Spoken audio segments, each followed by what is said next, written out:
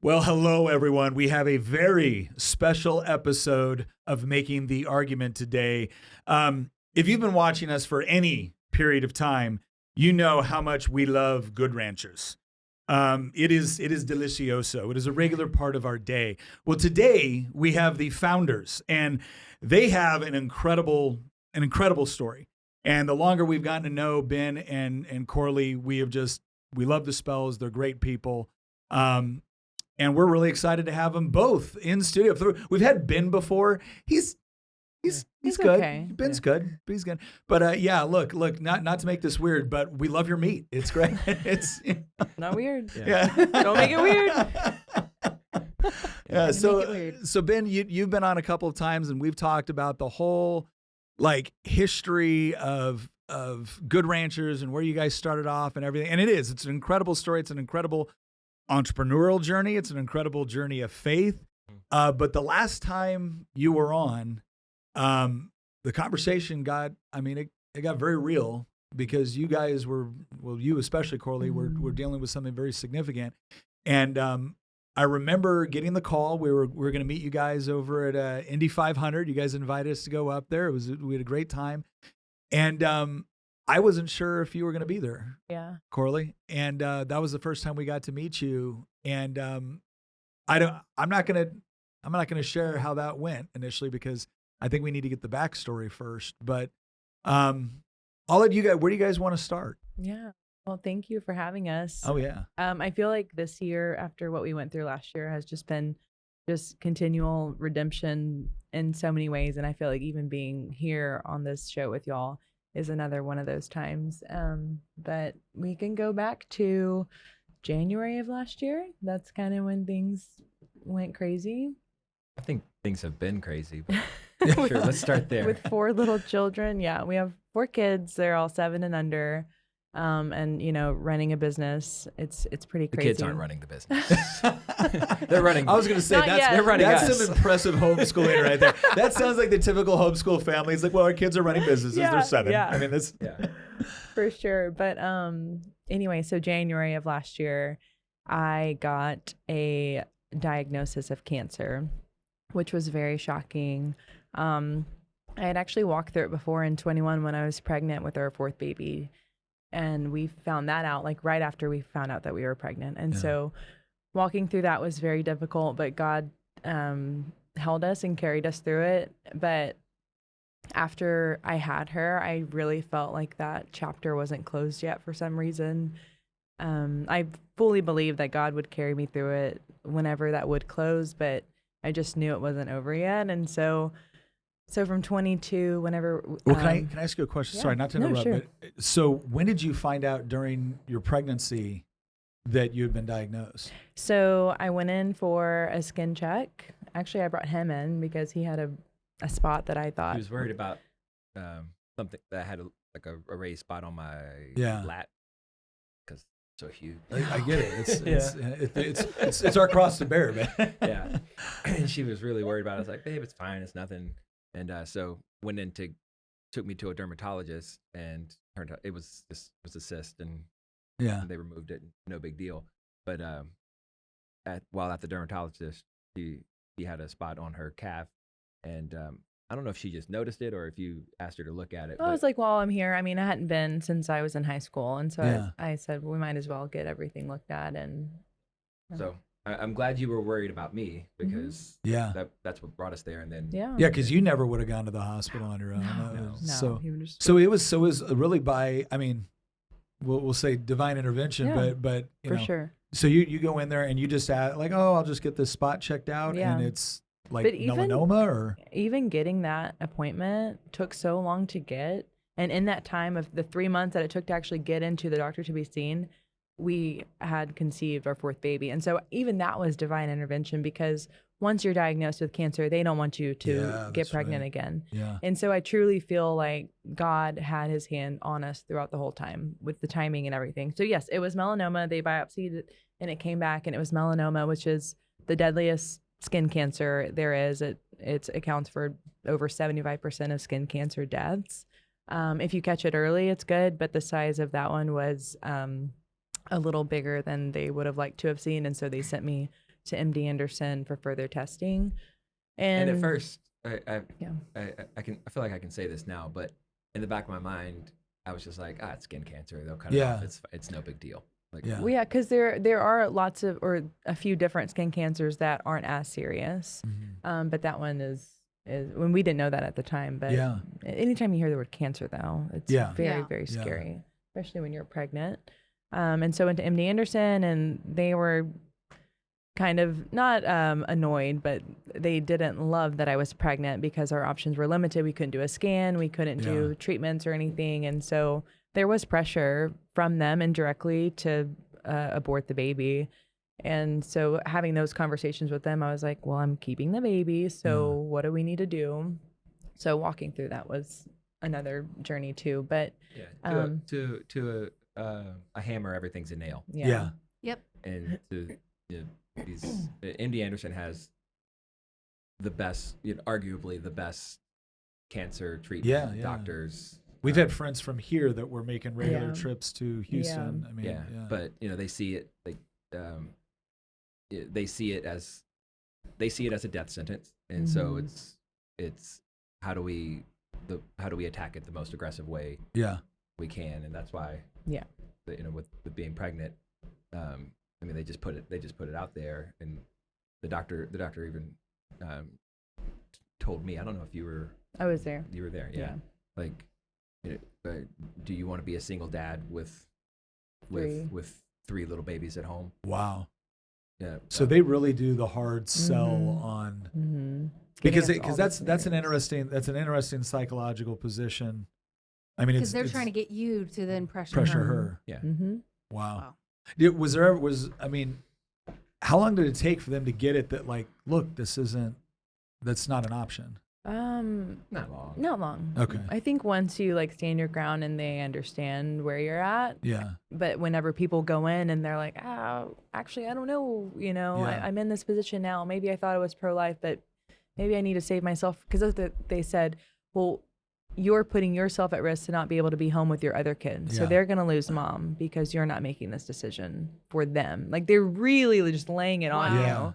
Which is a completely different conversation for an entirely other podcast. Go down of like, we're not God. Like, we can't make these decisions of life and death. Like the other thing too that I think kind of I don't know, it feels like it's just become pervasive in a large part of the medical community. It's that I respect a doctor for having an incredible amount of knowledge within their particular field and whatnot. You're a doctor, though. You're not a moral philosopher. You're not my pastor. You're not my priest.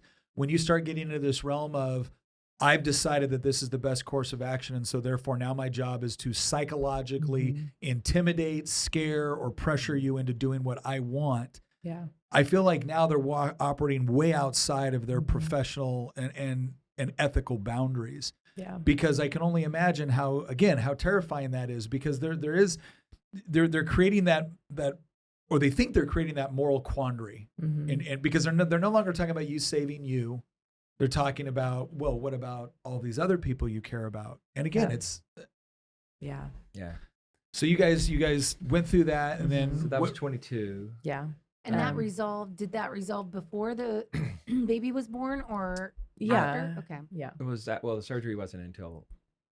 I had surgery in my second trimester. That's the safest time to have the surgery. And we prayed about all of that and felt peace with it. And so they did surgery to remove the extra skin around it, and there was nothing else there, which was great. And then they biopsied one lymph node that was nearby, and that tested positive, but it was so small that they didn't feel the need to do anything else or like have the baby early or anything like that. So I went full term, and she was born very large and healthy. She made a splash, and then I just did scans after that. And again, that period of doing scans, kind of, they just watch and wait or just watch and keep tabs on you. I just felt like the door wasn't closed. Yeah. And then sure enough, last year in January, so January of 24, I felt a swollen lymph node near the one that they had removed. And I was like, dang it, I know what this is. And so we went in and they did a biopsy, and sure enough, confirmed it was melanoma again. They say it came back. I think it was always there and it just grew. But that doesn't really matter. But anyway, so then we just like went on a whole faith journey last year. It was a fight of faith. And God really met us in some really, really dark places. But I'm here alive today. Yeah. So I think whenever I did the show with you guys last year, it was virtual, right? No, you were here. You were here. Yeah, you came out. Oh no! That one was virtual. It was virtual. The first one was in person. The second one was virtual. Last year was virtual. Yeah. I didn't want to leave because what was going on. Yeah. And I remember us talking about, just the call of the man to leave, as you have to lead your home. Yeah. Through good times, bad times, hard times, easy times, and last year was a rough time. And it was maybe ironic about it is from the time we started Good Ranchers in 2018, we had just had our first baby boy. He was probably 3 months old when we said, you know what, we're going to start a meat company. Yeah. And so we look up 5 years in, let's see, 18, 19, 20, 21, 22, 23. Yeah. So 5 years in, and we go, man, every year we've grown tremendously, exponentially, which has its own challenges. Sure. Growing fast is hard. And so, because you're just learning as you're going. We're also having children. So like every you're year, also learning as you're going. We're learning as you're going. It's not your fault. She couldn't keep her hands off. I mean, it's true. It's true. And so we went into going into 24, which last year, going into that year, we were like, you know what, this is gonna be cake. This is gonna be so easy because you've either been pregnant or you've either been pregnant or had a newborn every year while we're trying to figure out and grow this business, and then COVID happens, and just all the things. And so we actually went into 24 with like such high expectations of, oh, this is going to be like a first year where we don't have a newborn in the house. You're not getting pregnant.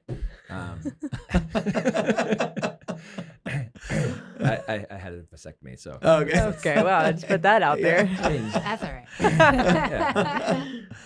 Well, I didn't want the mind to wander. Yeah. I figured you just shut off the candy shop, man.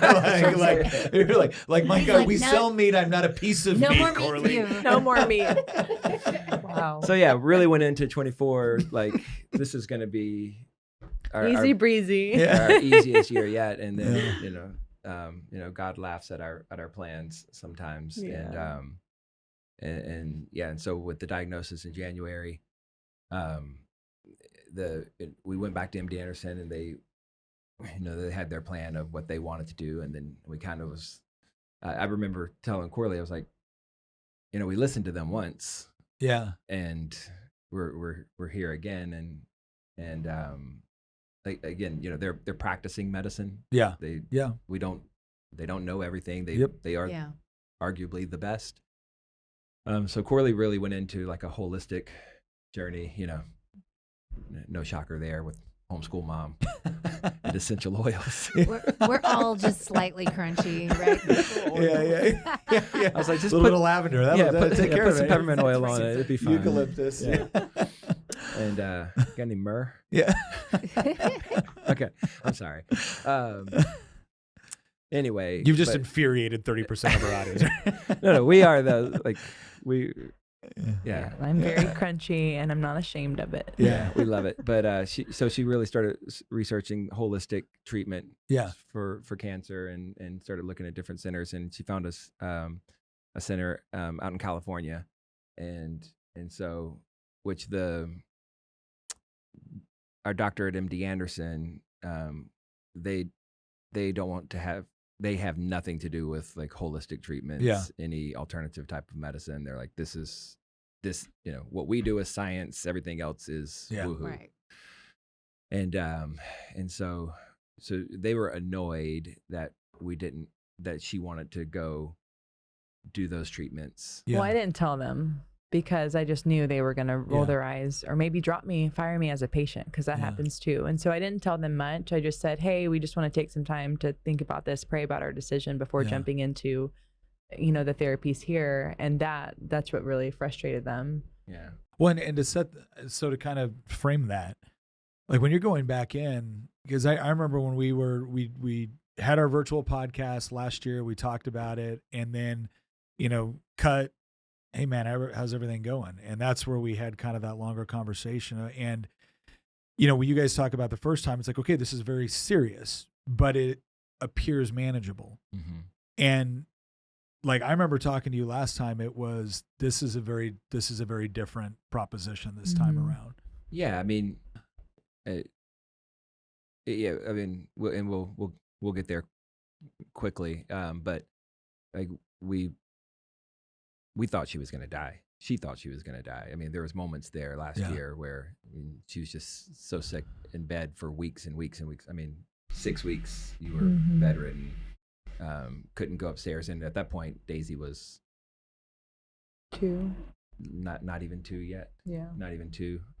And so, and even for that matter, Scout, who was 3.5, then, to have your babies and your children just, crying, why can't mommy put me down? Cause she does, but we do bedtime together, or she does it every single night. And she can't, and she's just, bedridden and sick. Like that's the kids don't really know what's going on, but they know something's not right. So that's right where I was when I did the podcast with you. Yeah. That's why it was So after virtual. the diagnosis, it sounds like things just progressed really fast. Yeah. So we went to California and we did. Spent like 3 weeks out there just doing a bunch of alternative therapies just to really boost my immune system before we went back to MD Anderson and did immunotherapy and then surgery. And so I felt great. Like I dropped 30 pounds, just baby weight, but I was feeling very strong and healthy, like the strongest I've ever felt. I felt great in February, right? She was doing mostly carnivore, by the way.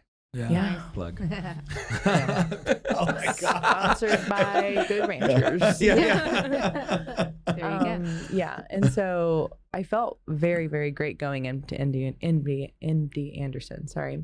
And so their plan was to do immunotherapy twice. So you do it once, wait 4 weeks, do it again, wait 4 weeks, and then they would do surgery. What's immunotherapy? So immunotherapy I felt comfortable with because it's not, so chemo, it kind of just attacks everything, kind of kills everything in the process of trying to. Immunotherapy, it's still a chemical therapy. Yeah. But they inject it, with an IV, but it's supposed to teach your immune system to fight. So they don't, the way the stuff changes every year, but as it was last year, the thought process is that, because used to, especially with melanoma, the first step was let's cut it out. Yeah. Like, and that's what they did. That's what they did with us the first time. Yeah. But then they were like, you know what? We've found that it's better to do immunotherapy, leave the cancer there, because your body, the immunotherapy learns to attack the cancer, and if it's not there, then it doesn't know what to attack. So it kind of trains your body's own immune system to go attack and fight the cancer. Now, is the immunotherapy, obviously chemo, like you said, chemo it's killing everything and hopefully killing the cancer quicker. Yeah. Does immunotherapy kind of operate? Is it just a drain on the body? Or? There are risks with it. Like it could, instead of attacking the tumor, it could start attacking your nervous system or your adrenal glands or thyroid. So there are risks with it. I didn't experience any of that. What I experienced is what I think was an immune response, which was, whenever you get sick, run fevers and you're sick and you just feel terrible. I just felt that like times a million. Wow. And so whenever I went down, I feel like it's because my immune system was waking up and was fighting. So whenever I would run those high fevers, You had 102 to 104 fever every day. Oh my for gosh. 5-6 weeks. yeah, Every day. Wow. And every night just crying. yeah, Night just like sweating, just fever. pools of sweat. It was Just- horrible. But I don't know if it was like the crunchiness in me that really saved me, because I feel like if I would have went into the ER for that, they would have kept me there and I would have been in hospital jail, because they would have been like, we can't figure out this fever. But I was like, no, my body's waking up. It's fighting this. I'm just going to ride this out. Yeah. And so March did the first immunotherapy and went down, started feeling bad like that. And then we went in April for the second one. And I look at my doctor, my oncologist, and I tell her, I'm like, I feel so bad. Like, what do people do? What do most people do at this point? And she's like, well, most people just ask for the steroid shot that kind of takes you out of the immunotherapy and like removes it from your system and kind of shuts it off. So basically they just tap out. And I was like, okay, well, what do you think I should do? And she said, I think you should push through and see the second one through. So I got a question on that. Why would we? So most people just tap out just because it's too difficult and they go to a different type of treatment, or maybe they go to a different treatment, or maybe they go straight to surgery. I don't know. Okay. But it's because they can't bear it and they can't take it anymore. It's just too painful. And that's what she said. She's like, I totally understand if you want to do that, but I think you should push through. And I was like, well, I'm not a quitter, so let's do it. Yeah. And so I did the second dose, and then I felt even worse. Yeah. I mean, that's when I couldn't even walk. I was, it was horrible. Yeah, and that was in April. Mhm. And so, she just got more sick day after day. And then the lymph node, it was in my groin. And so what started out the size of like a marble or a grape, I mean, it grew to like the size of a grapefruit. Oh, wow. It was huge. And this is while this is going on? Yeah. So that's got to be, okay, so that's got to be like doubly hard, because you feel like you're going through all this stuff in order to stop this and it's not working. But you can physically see it growing. Yeah. Oh. It was horrible. So we go in because the plan was 2 rounds of the immunotherapy, then they'll do a scan and assess for surgery, and the whole goal was to hopefully kill it, shrink it, and for the body to have a response, and they wanted to see some, there's a word for it, but they wanted to see some necrosis, I guess. Is that the right word? Oh, necrotic. So whenever a tumor becomes necrotic, that means it's died. Yeah. Yeah. So that's what they were hoping to see, at least, But the opposite was happening. And so we went in for the scan, and her doctor, again, Lord bless him, but her doctor, even though we didn't say all the things that you were doing, she knew you were doing holistic treatment. She knew that's why we were waiting. She knew, she knew that was happening, so that's why I think what she said was taking kind of a jab, not at necessarily what they did, but at what you did. And because she came in after the scan and she said a very, she had good bedside manner, but she said, your cancer laughed at your treatment. It's spreading, it's grown. And she's like, I'm sorry to have to tell you this, because when she said laughed at your treatment, she meant the holistic stuff, or she meant meant the everything. immuno? She just meant everything. She just meant everything. Okay. But she's like, and they had told us to think that 20% of people, I think statistically it's like 80% usually have a response to immunotherapy. Yeah. And 20% don't. Yeah. That was our odds going into it, and so that's what she. They're very like calculated, because everything is just it's by the numbers. It's by the numbers, and so she came back and she's like, "I'm so sorry, you're part of the 20%. It's like it didn't work. It's not only is it growing, it's spreading. It's and now other lymph nodes were lighting up on the scan. Oh, wow. Yeah, and so so she prescribed a chemotherapy pill to us or to Corley, I should say. I do want to interject one thing for anybody that's going through this. When you're married, you go through it together, and you had all the really hard parts. So I'm not diminishing any of that, but the husbands go through it too. Yeah. It's it's because you're having to deal with the kids and the family, but also, it's I mean, we'd always rather it happen to us. Would absolutely, Yeah. Absolutely, and I wouldn't have cried. No. Well, I think it sounds kind of. It sounds. This is why we know Corley is a great sport. Yeah. Oh, yeah, for sure. She just smiles. Okay. Oh, It's interesting because I would imagine, like, as the husband, you're the protector, yeah. and it's something you couldn't protect her from. So I would imagine that's Well, there's got to be something mentally that happens, Yeah. like a helpless feeling, like. Well, I There's nothing you remember could do. again.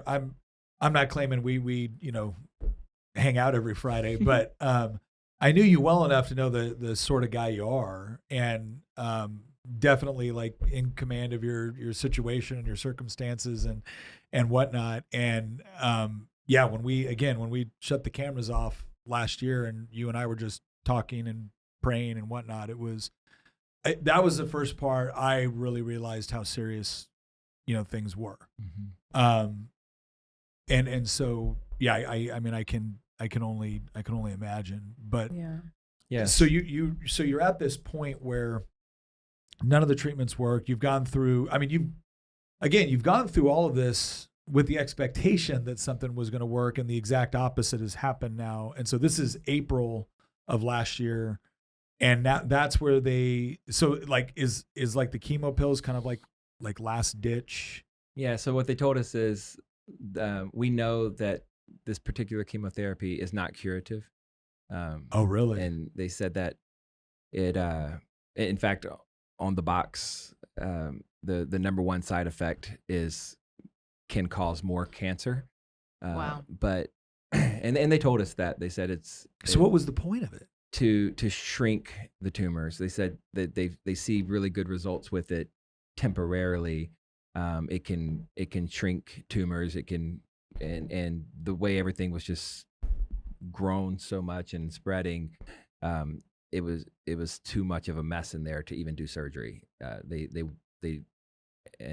So they prescribed that to Corley in hopes that it would shrink down in a week or 2 or 3 weeks, because the way it was, as it's sat that day, surgery would have been almost impossible to go in there and do the surgery, and because they were saying, I want to say they said it would be like a 15-hour surgery or something. So this was the last ditch effort to try to get it down to a manageable size where they could do surgery. Where they felt like they could do a quality surgery to get in Okay. there and remove stuff. So we're in at the pharmacy. We go down to the pharmacy at MD Anderson, and Corley's literally in a wheelchair. She couldn't walk. And we're waiting in line. We get the chemo pills, and we go to leave, and she basically fainted in the wheelchair, and like she could barely even stay awake. So we went straight to the emergency room there at MD Anderson. It's like a one-stop shop. Yeah. How much of this do you remember?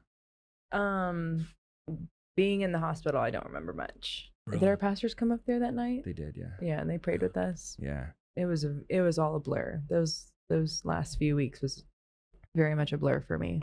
Yeah. So we went in, and so in the emergency room up there, and her side was turning black and just swollen, like I said, it was probably the size of a grapefruit. And the initial tumor had gotten so big that it was cutting off its own blood supply, because it had grown so big. Yeah. It was cutting off it was losing blood supply, and so and becoming infected, and so they, which our surgeon that we had at MD Anderson was suspecting that. He said, I think the tumor is getting infected because it's so big. He's like, it's probably losing blood to an area. Can that make you go septic? It could, yeah. Oh, Yeah. the fact that I was not septic was a miracle in itself. Wow. Really? And Yeah. so Because of how long I was running fevers and how big this was for so long, like truly, that was a miracle. yeah. So so they put her on antibiotic at the emergency room there at MD Anderson, and then we spent the night there. And the next day, she was feeling better, a little better, and you know, who wants to stay at the hospital, right? So, Right. You just want to go home. So so we got up the next morning, and we're driving home, and she looks at me, and I mean, remember we've been to the hospital now for 2 days, and she just says out of nowhere, "What was it like when God spoke to you?" And I'm thinking, what are you talking about? What are you talking about? And she said, in our story, you know, when you started Good Ranchers, you say that, which is the truth, but that God told you to start a meat company. What was that like? And I said, I'm trying to figure out why she's asking me this right now, because if anybody knows the story, she knows it, and it wasn't an audible voice. Yeah, It's just it's just I think when God speaks to us, it's more of an affirmation than of your spirit, like than just, you know, I mean, even though he did speak to Saul on the Damascus Road, like audibly, but Usually, like my mom will say, it's like a sudden awareness. that's right. Yeah. Yeah, it's just it's an affirmation of your spirit, and for me, I'd been having these ideas of a meat company, and I always say God told me to start a meat company, but that's not what he said. What the words the words that just pulsed through my brain was, "You do it." But I took that as God said start a meat company. Because I was thinking. Because that's on what it. you were. Yeah. But the words I heard was, "You do it," and it was like and so. Anyway, so she's asking me about that moment, and I'm like, why are you asking? And she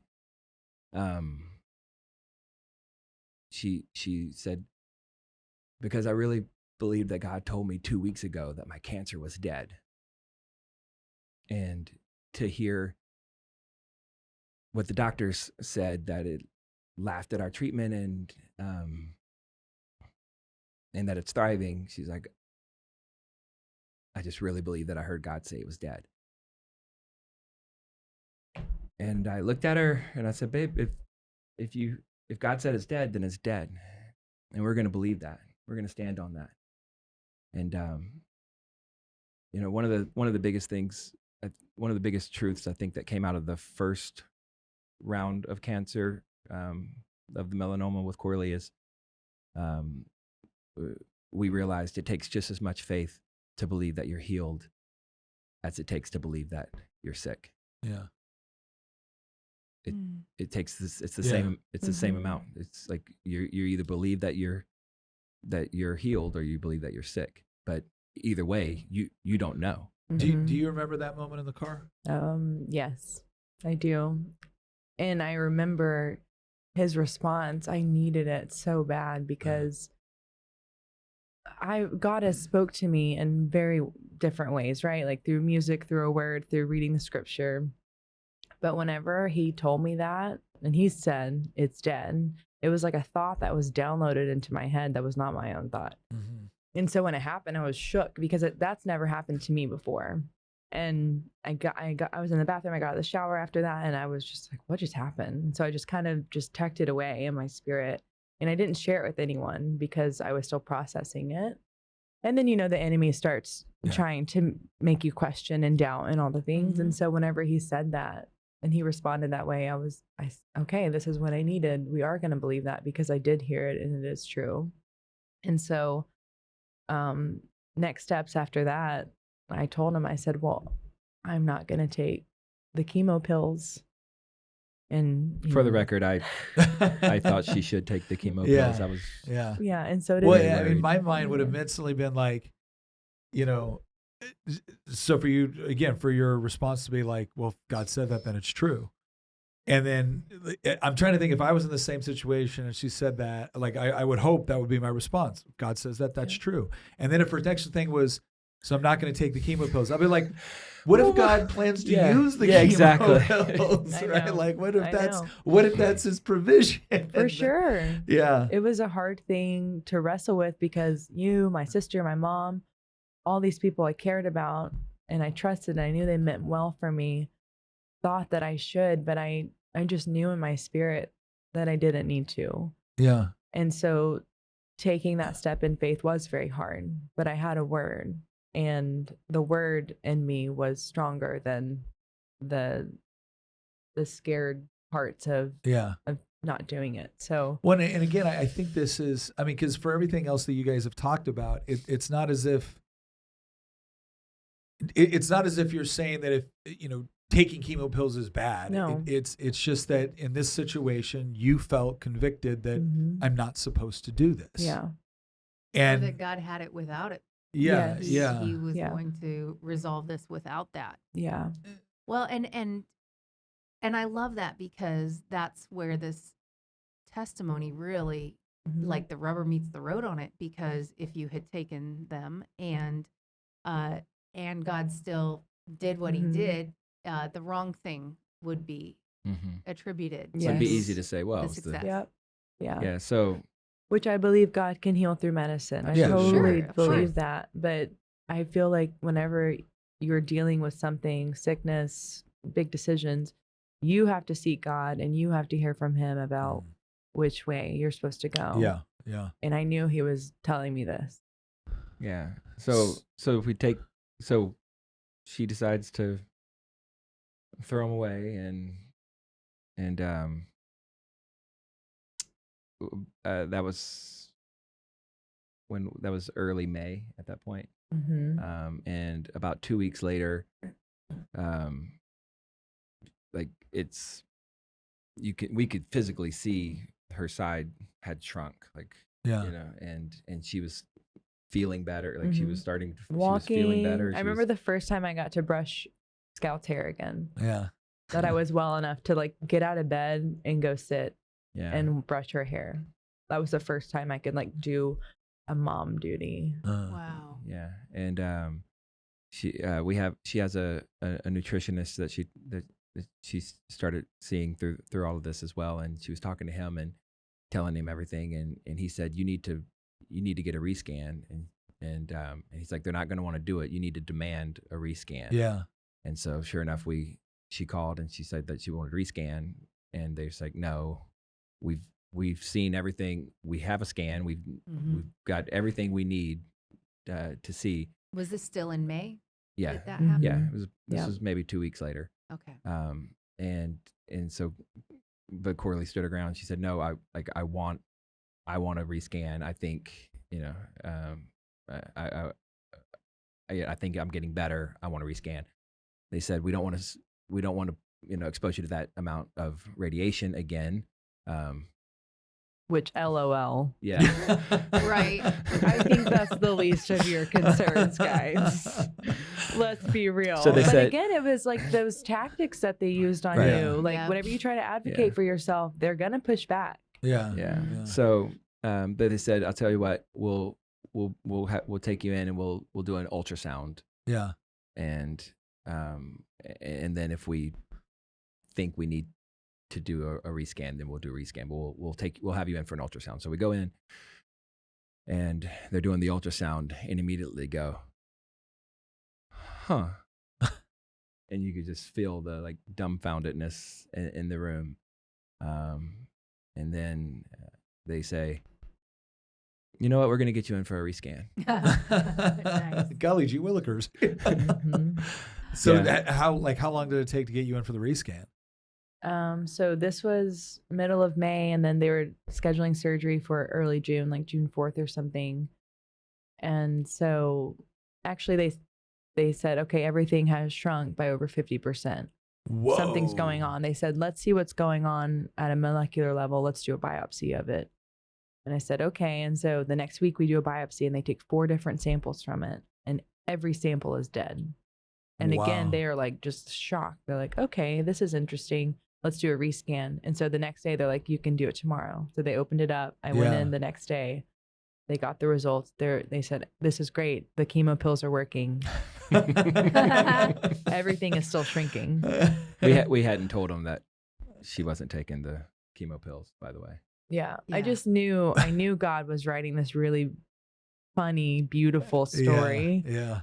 And I just didn't want to tell them yet. Yeah. I wanted them to be just as surprised. Yeah. And for them to know, because I know that I'm there for a reason. I know I'm supposed to be witnessing to these people too, because they're very lost. And I know that. Yeah. And so I just wanted them to not be able to attribute this healing to one medicine or one surgery. Yeah. And so we didn't tell them. We let them believe, it was the drugs. And then they said, okay, like surgery is not going to have to be as invasive. It's not going to be 14 hours long. We're not going to have to remove as many lymph nodes. Because that was another thing that we really had to consider is when you're facing these tough decisions, you have to think about your quality of life. Yeah. And the amount of lymph nodes that they wanted to remove every lymph node from my groin. And you only have like 100 of them or something in your whole body.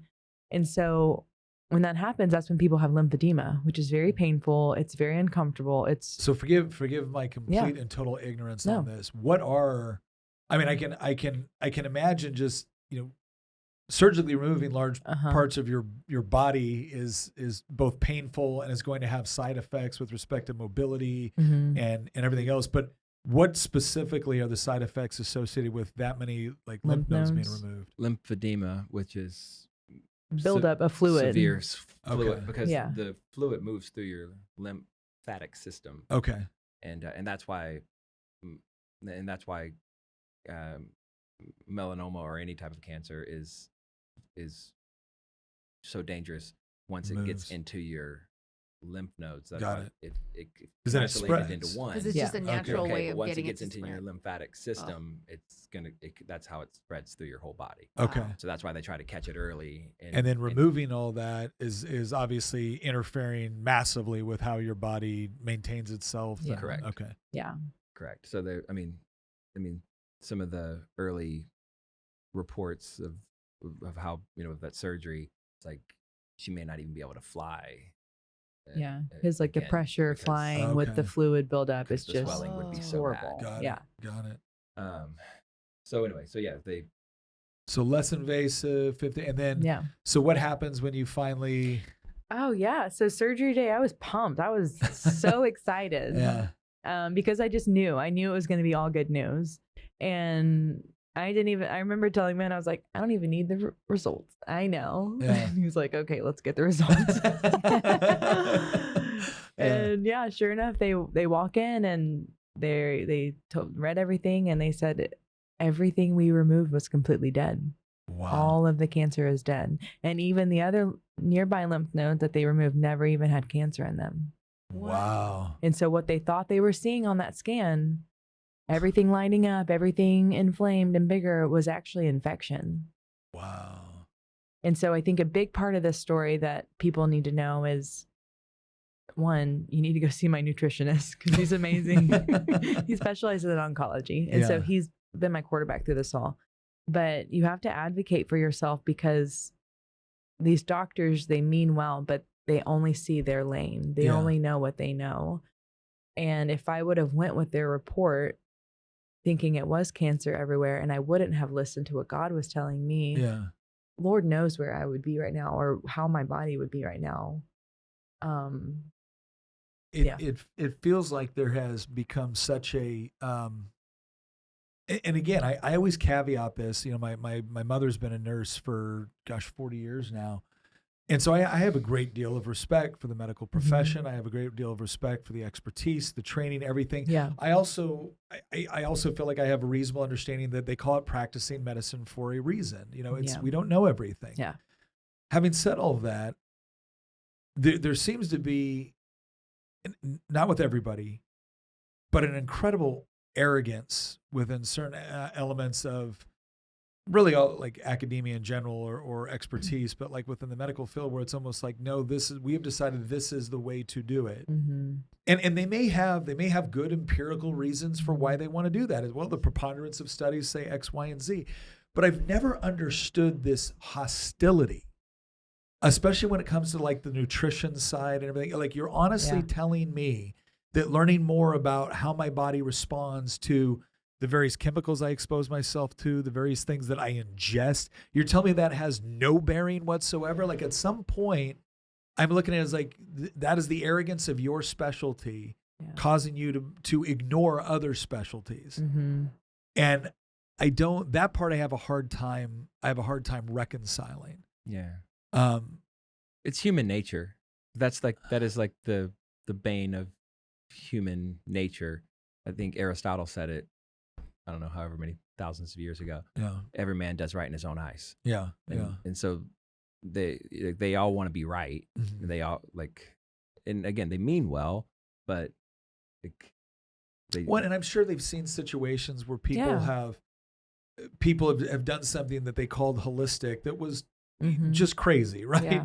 But I look at other stuff. It's like, well, okay, look, if we can all recognize that we don't know everything, and again, the nutrition side, if you would have told me 10 years ago that I would have actually cared about whether or not something was organic or whether or not, I would have been like, whatever, who cares? It can't be that big a deal. But it's like, I look at all of I remember when my aunt had 2 kids that got diagnosed with autism very early on, boy and a girl. And she started being very, very concerned about some of the vaccines that were coming out very early on. And I'm not trying to get off on a whole other subject, but I remember when we went into our doctor in a military hospital and said, hey, we just want to space them out. We didn't even say no. We just said, wanted to space them out. We don't know. Like you're telling me that you're telling me that as my baby, well, they start to go to solid food. Don't give them too much. Their body can't handle too much variety of solid food.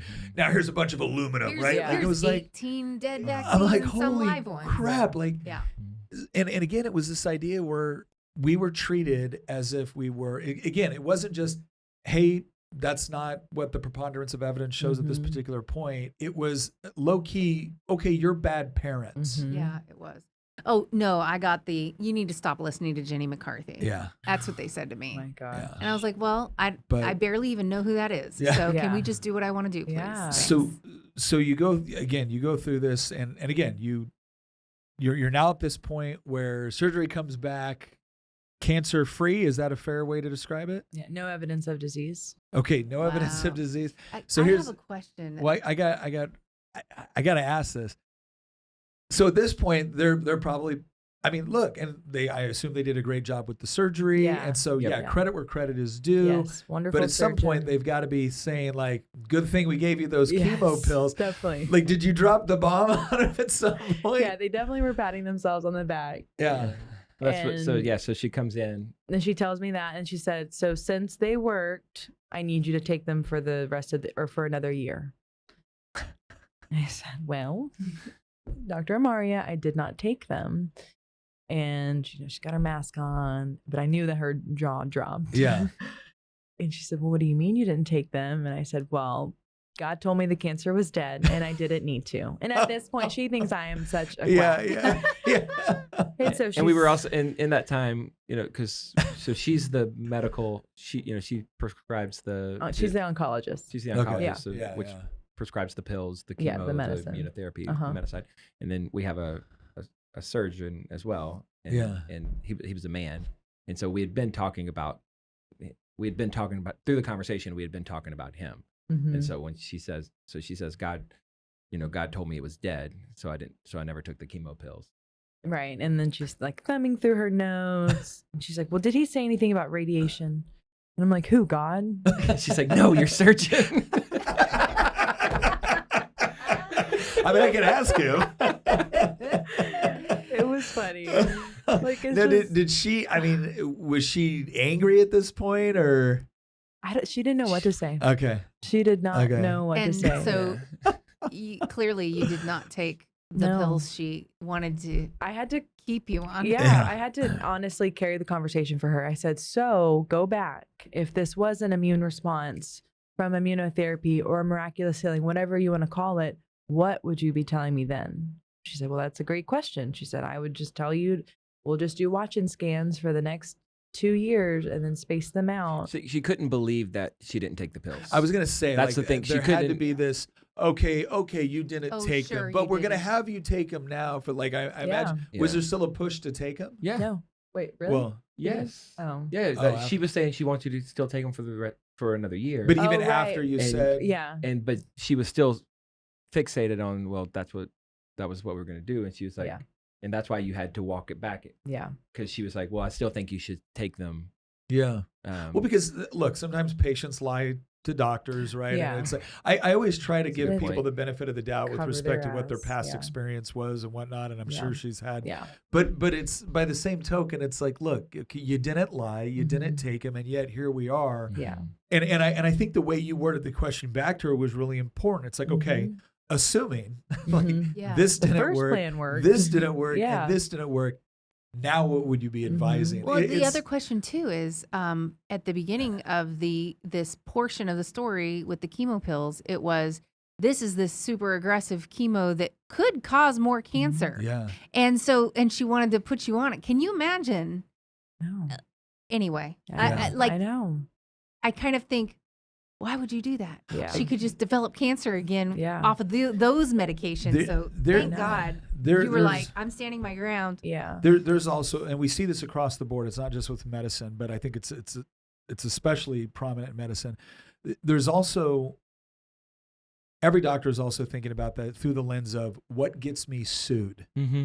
That's Yeah. And such so a fair things point. Yeah, for sure. And so there are points where I think doctors are in situations where they are thinking to themselves, I don't know what is necessarily the best course of action, but I know which one doesn't get me sued for malpractice, That's right. or for which one puts me in the best position to win a malpractice suit or whatnot. And Yep. so, again, I can be Yeah. sympathetic to where they're thinking. I think that's a real problem within the system, right? Mhm. But Yeah. yeah. So all right. So they so she says, okay, well, yeah, assuming all these other things, then I would say this. Mm-hmm. And again, I think it's I'm trying to say I think it's a huge kudos to you that that's the way you asked the question.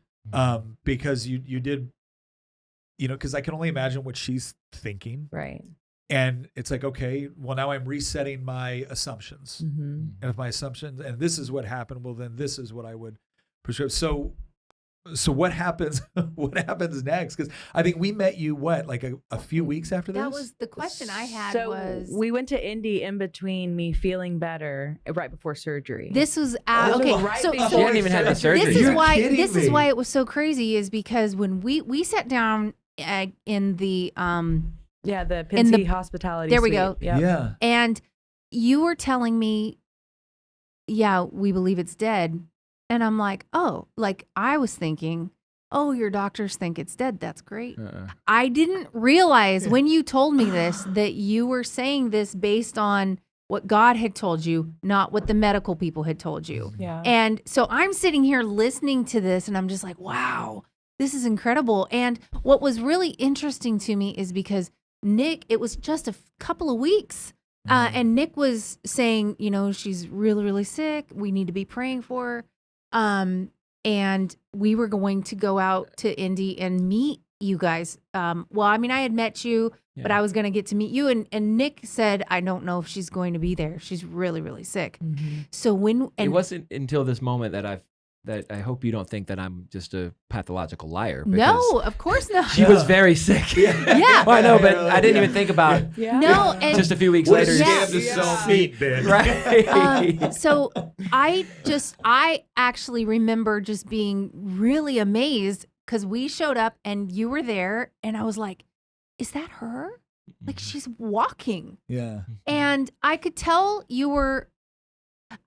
you'd been through some things, like you did look a little tired, Yes. but I was like, and I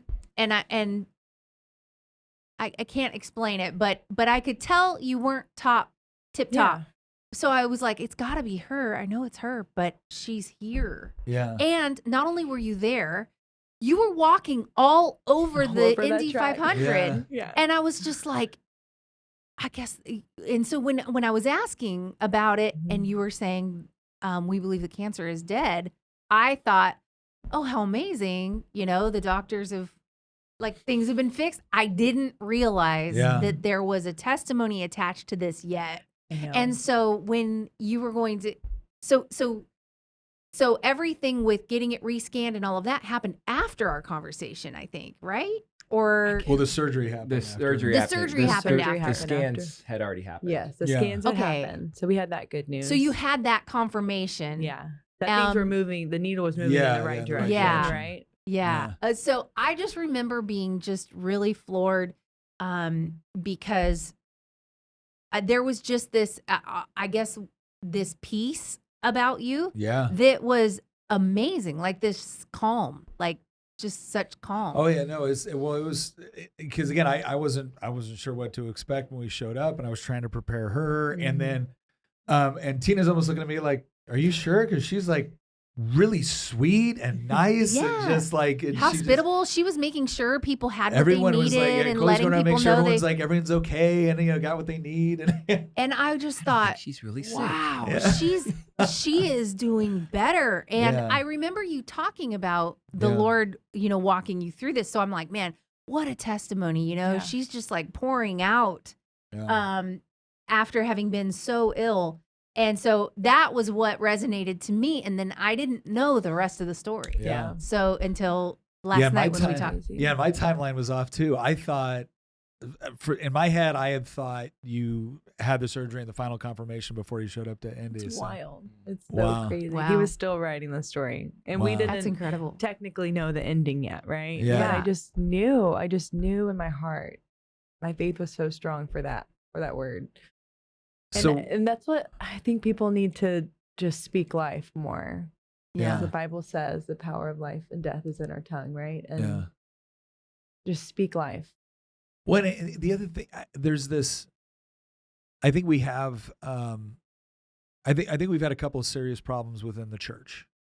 Some of them deal with it. We've talked about before on issues of like how masculinity within the church and what is biblical masculinity supposed to look like, but a lot of it too, and we've talked about the whole like seeker-friendly idea of the church, where we're just going to surrender on all of any moral principle that might make anyone uncomfortable. We're going to surrender on. Well, there's another part that we surrender on quite a bit, and it's the spiritual component. It's like we don't want to talk about that because it seems like little woo-woo, right? Yeah. Like, and it's like, well, we don't want anyone to think that we're not logical, rational people, and so we're just going to say that. Well, yeah, that exists, but. And look, it's like anything else, right? Like things can be perverted in the wrong way, but I think there's been this overcorrection in the church where we say all day long and we sing it in our worship songs and everything else. It's like, can you really believe that? Do you really believe it? Because and then when somebody has an experience where they say, no, we're going to choose to believe it, and I think that's an important component of faith, is that faith is something that you choose to engage in, and it's not faith, and it's not faith with the promise that you're going to get what you necessarily want.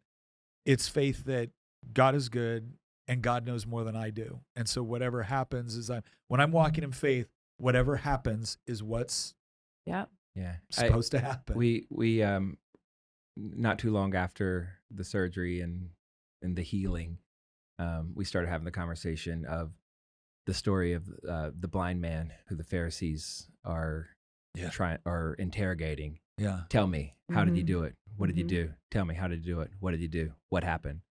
And he said, I don't know. Yeah. What I know is I was blind, and now I see.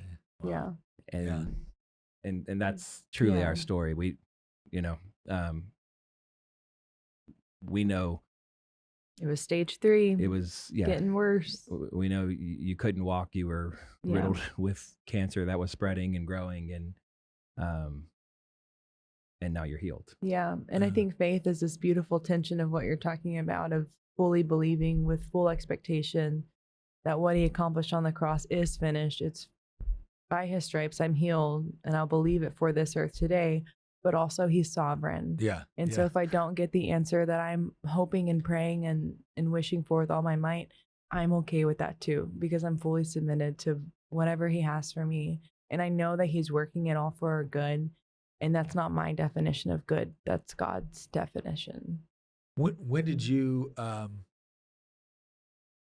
because again, I think people have to view this through the lens of you're experiencing this not just as someone that, obviously wants to live, but you're a wife, you're a mother, you have 4 little kids. Like there's so much that you want to be there for. What was there any point where you felt like at like peace? Mm-hmm.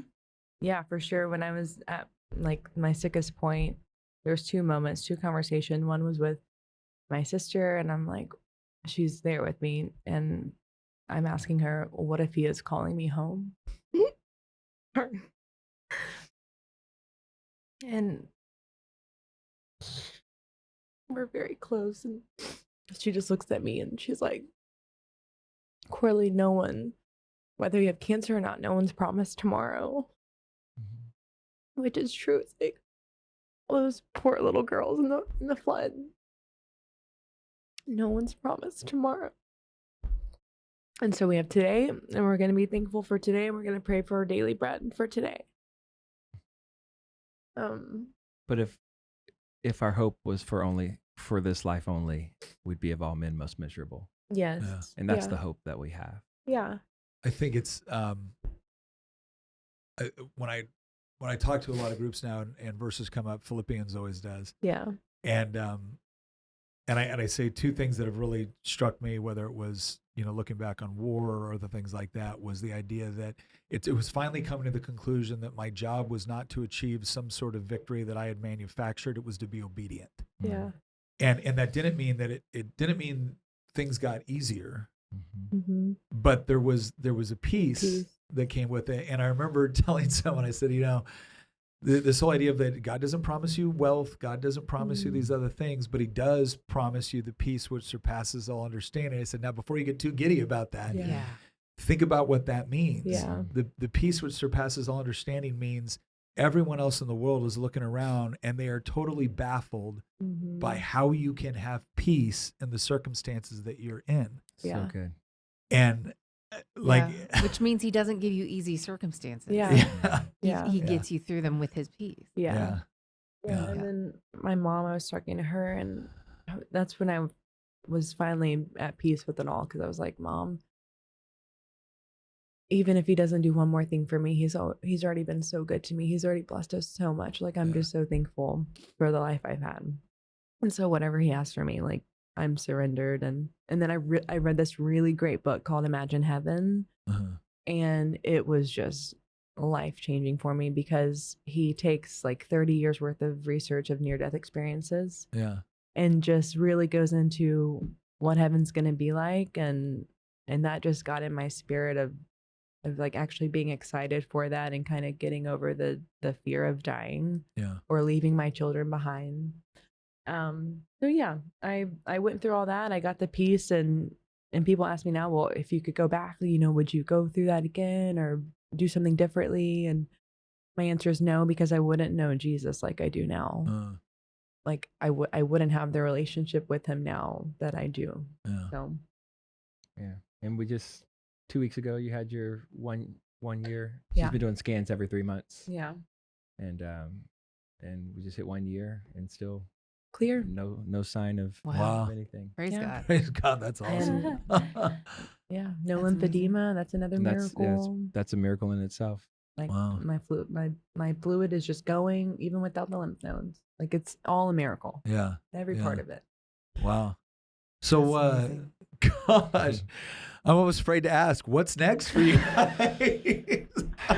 Oh, right. What's next? I feel like God's giving me this testimony to spread. Yeah. Because people need to hear it. And every day I'm connected with someone that has cancer or knows someone that has cancer. And at first I was even sharing my testimony. The enemy was like, well, what if it comes back? What if you get sick again? And so I had to really push back. And no matter what, I need to share this testimony, because it's a beautiful story. And so I feel like I'm supposed to do that. I'm supposed to help people and encourage them and help them strengthen their faith. Yeah.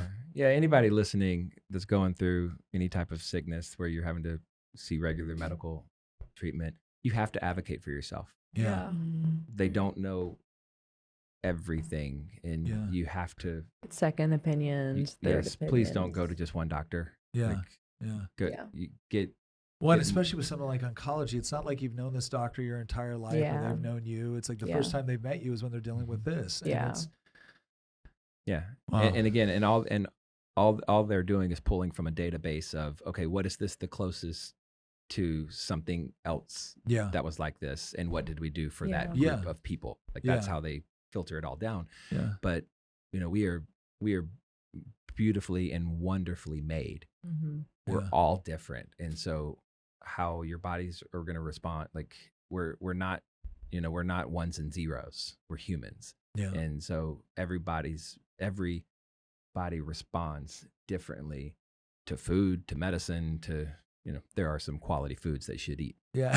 Like Good Ranchers. We're not saying it cures cancer. Good Ranchers. We're not saying it doesn't.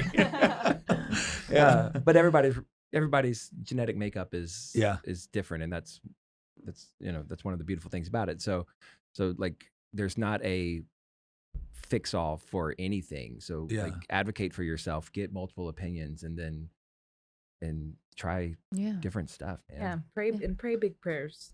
Yeah. And give room for miracles. Yeah. Like take God at his word. The Bible says God is not a man that he should lie. Yeah. And so I just took him at his word. Yeah. And every healing story, because of your faith, you're healed, because of your faith. And I was like, well, until I take my last breath, I'm going to believe that I'll be healed here. Right. And not to take this too far off the rails here, but we have no problem believing that God let Moses part the Red Sea and called dry bones to live again, because it's so far removed from us, that right? Jesus raised Lazarus from the dead and healed the sick and opened the blinded eyes, and died and was resurrected and ascended into heaven. Yeah. But he can't heal my cancer. Yeah. That's another thing too, where like I've spent, the whole name of the podcast is Making the Argument, and I've spent a lot of time studying logic and argumentation and induction and deduction and syllogism and logical fallacies and the whole deal. And every once in a while, I'll get in a conversation with someone who's like, okay, well, Nick, you believe all this stuff, right? And you utilize it, but then there's this one aspect of your life that is mysticism. And I'm like, yeah, no, it isn't. It's what I believe about God, I believe is logical. I believe God has given us logic. That's in fact, exactly right. I have a real hard time defending. Logic is dependent upon truth for its very existence. And I don't see how you justify the concept of objective truth outside of the world that God has created for us. So now that that's where my thought process comes from, why would it not be logical for me to listen to God when he tells me to pray for these things? Why would it not be logical I once had somebody that they acted as if, I remember they looked at me and they said, "You really believe in the virgin birth?" And I said, "Yeah." Like, you don't think that's a little bit fishy? I'm like, well, I think it would be fishy if my wife claimed it, right? Like, but I believe Jesus is God. Yeah. Like, do you really think? And I finally looked at myself. Well, wait a second. I said, if you're going to use miracles, as a way to exclude the possibility of God, well, then what would you accept as evidence of God? And I remember he looks at me and he goes, well, if God presented himself to me, then I would believe it. And I looked at him and I said, "Oh, excellent. I'm God. Worship me." He goes, "I don't believe you're God." What would you need as evidence? Well, you'd have to do something miraculous. I said, the very thing that you would accept as evidence of God is the thing you use to exclude the possibility of God. That's a contradiction in and of itself. Don't tell me that you're married to this idea of logic and science. Right. When you believe in an illogical, thought process for justifying his existence. I said, no, the most logical thing to believe is that, yes, God is capable of doing the miraculous. Yeah. By definition, he's capable of doing the miraculous. Now, sometimes he chooses to, and sometimes he chooses not to. And that's the part where the trust comes in, where it's, but I also believe that he's loving. I also believe that he's just. Yeah. And I also believe that he knows a whole lot more than I do. Yeah. And so the miracle I might pray for might not be the one that actually achieves the best end state. And it's that idea of, I want to be in line with his will. I'm not trying to convince him to be in line with mine. Yeah. But Yeah. yeah, I didn't mean to go off on that tangent. It's good. But again, it's that thing where it's like I get tired of Christians almost feeling like they have to be embarrassed to believe that God intervenes and God is miraculous, and that if he doesn't do it every time, that's proof that he doesn't do it any time. That's not logical. Yeah. So yeah, and I think I wish more Christians would hear this the right way, would be more empowered. Like, you're not going to offend God with questioning, like with asking questions. Yeah. Like it's nature, but I think so many people just kind of, they don't dig deep enough into it. Yeah. And they just kind of turn off a part of their brain, go, oh, well, that's silly. Yeah. Or it doesn't make sense. And instead of like actually exploring, like, you're not going to offend God or hurt his feelings. I mean, because Thomas was with him in the flesh. Yeah. Yeah. And had to touch Yeah. to believe. Yeah. So God's not going to get offended with us for having thoughts of disbelief. Yeah. But keep searching, keep digging, and that's what you've done. And as you continue to search, you're going to find the truth. Yeah. Yeah. I think there's it was funny because I've used doubting Thomas before, right? I'm sure Thomas loves that he got doubting Thomas. He's like, He's like, I doubt oh one my time. gosh, everything I do, right? Dang it. But it's not lying Peter. But right. or swearing Peter. Yeah, cowardly Peter. Right? Yeah. But there was that point where, again, when Thomas said, I won't believe unless I see that, and God said, okay, here. Mm-hmm. I feel like God does want to present evidence to the people that are honestly seeking. Yes. That's right. Yeah. So that's right. But to the Pharisees, yeah. Are you the Son of God? Yeah. You say that I am. Yeah. Because they weren't interested in the truth. Yeah. That's a great point that you just made. Yeah. Yeah. Well, listen, I can't thank you guys enough for coming on. I mean, I remember originally when we kind of talked, I was like, gosh, it's a weighty topic. I don't want to be intrusive or anything like that. But I do really thank you, Corley, for sharing it, and you as well, Ben, because I do think it's something where it is as some things can be difficult to like relive or rethink or whatnot. Like you guys have a joy about it because I think of what it represents. But it is something I do believe that it is something that more people need to hear and understand and realize is possible. Yeah. So I'm very grateful that you guys are willing to actually share it. Yeah. Thank you guys for sharing the platform, because I feel like that's a whole other thing that God's given us, these doors that are opening for platforms to go and share it. So just thank you guys for doing that for us. Yeah. Yeah, for sure. Well, thank you, Ben. Thank you, Corley. Thank you to my beautiful bride, Tina, for being on board. And thank you to everyone in the audience for tuning in. Please let us know if you have any additional questions or whatnot that you'd like us to maybe follow up with. We always love having Ben and Corley around. We'd love to have them on again in the future. As always, you should also check out Good Ranchers because, like I said, Tina and I consume it pretty much every day. Anyways, we'll see you next time. This episode brought to you by Random Meat at Walmart. No, I'm just kidding. Once again, thank you all for being with us, and we look forward to seeing you next time.